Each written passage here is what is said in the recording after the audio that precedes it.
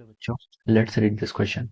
So in this question, we have to match appropriately column one and column to. हमें यहाँ पर column one और column to का करना है, मैच करना है. ओके, तो देखिए हमें कॉलम वन में ए और बी दिए हुए हैं और कॉलम टू में P Q R S given है और हमें क्या करना है, मैच करना है. ओके, तो देखिए कॉलम ए में क्या गिवन है आपको, फर्स्ट एंट्री है आपकी latent heat of fusion of ice. B में गिवन है specific heat capacity of ice. Okay, अब देखिए कॉलम टू में पी के corresponding 2.25 into 10⁵ joule per KG. Q में गिवन है 336 जूल पर ग्राम. आर में गिवन है आपको 2.1 joule per gram degree centigrade. S में गिवन आपको 4.2 जूल पर ग्राम पर डिग्री सेंटीग्रेड. ओके, तो चलिए बच्चों अब हम इस क्वेश्चन को स्टार्ट करते हैं. तो देखिए बच्चों इस क्वेश्चन का की कॉन्सेप्ट आप क्या लिख सकते हैं. The key concept of this question, हमें यहाँ पर क्या बताना है, हमें यहाँ आइस के corresponding latent heat of fusion भी बताना है और स्पेसिफिक हीट भी बताना है. ओके, तो हम लिख सकते हैं कि the key concept of this question is ice. ये क्या आपका आइस, देखिए आपका क्या होता है, आइस होता है आपका जो आपका वाटर होता है, वाटर आपका तीन स्टेट में क्या करता है, एग्जिस्ट करता है. ओके, वाटर बोल सकते हैं या फिर लिक्विड, क्या होता है आपके तीन एग्जिस्ट में एग्जिस्ट करता है. एक होती है आपकी आइस, एक होती है आपकी क्या आइस होती है, दूसरी होती है आपकी लिक्विड स्टेट में एग्जिस्ट करेगा और हम बोल सकते हैं आपका थर्ड स्टेट क्या होगा, सॉलिड स्टेट. ओके, वाटर हमारे तीन स्टेट में एग्जिस्ट करता है. ओके, तो देखिए जो आपकी आइस स्टेट होती है, हमसे क्वेश्चन में देखिए फर्स्ट पार्ट में क्या पूछा है, latent heat of fusion of ice. Okay, तो देखिए बच्चों जो आपकी लेटेंट हीट ऑफ फ्यूजन होती है किसके लिए, आइस के लिए. ओके, इसकी वैल्यू आपकी होती है 80 कैलोरी किलो कैलोरी पर केजी. ओके, ये आपकी क्या होती है एसआई सिस्टम में आपकी, ये होती है आपकी latent heat of fusion for the ice. Ice के लिए लेटेंट हीट ऑफ फ्यूजन ये होती है. Okay, latent heat of fusion का क्या मतलब है कि जब हम क्या करते हैं, हम यहाँ पर आइस को जब क्या करते हैं वाटर में कन्वर्ट करते हैं तो हमें कितनी अमाउंट ऑफ हीट देनी पड़ती है. ओके, उसको फ्यूज करने के लिए वाटर आइस को हमें लिक्विड स्टेज में कन्वर्ट करने के लिए जितनी हीट देनी पड़ती है वो आपका क्या कहलाती है, लेटेंट हीट ऑफ फ्यूजन कहलाती है. ओके, अब हमें इसे किस में कन्वर्ट करना है, अभी हमें इसमें जूल की यूनिट में कन्वर्ट करना है, किसकी, जूल की यूनिट में. ओके, तो देखिए बच्चों अब हम इसको सॉल्व करते हैं.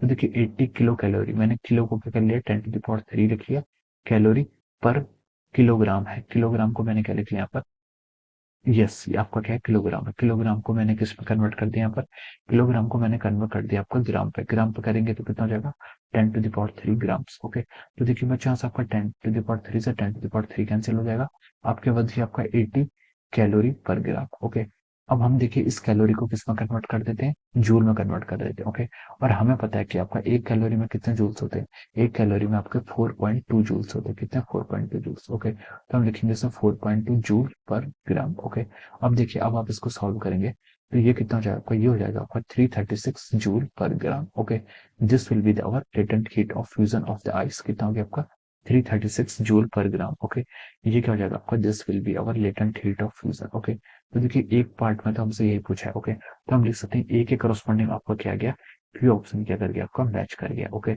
अब देखिए अब हम यहाँ पर सेकंड पार्ट की तरफ मूव करते हैं. सेकंड हमसे क्या बोला आपका, specific heat capacity of ice. क्या, specific heat capacity of ice. देखिए specific heat capacity of ice यानी कि जिसको मैं एस आई लिख देता हूँ. Okay, this is a specific heat.